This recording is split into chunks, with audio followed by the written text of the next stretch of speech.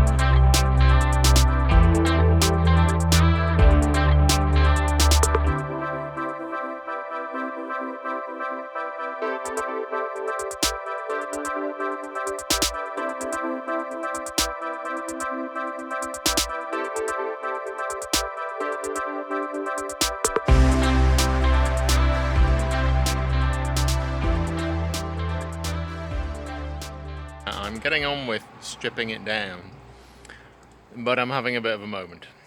So I've taken some of the ply off the front here and discovered that the back of it is all mouldy. And it's only been on for a couple of months.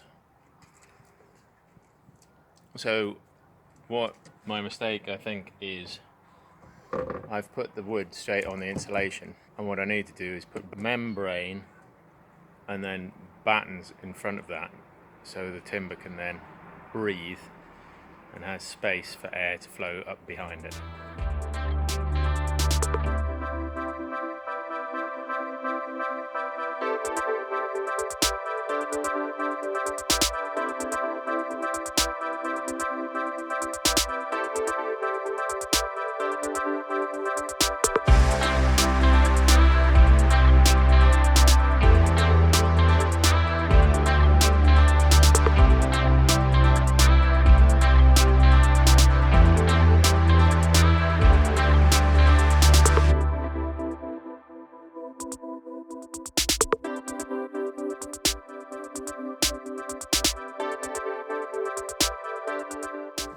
What I'm hoping to do is take this wall without having to dismantle the whole bloody thing and move it across to the end, across there. So take that and put it there. Does that make sense?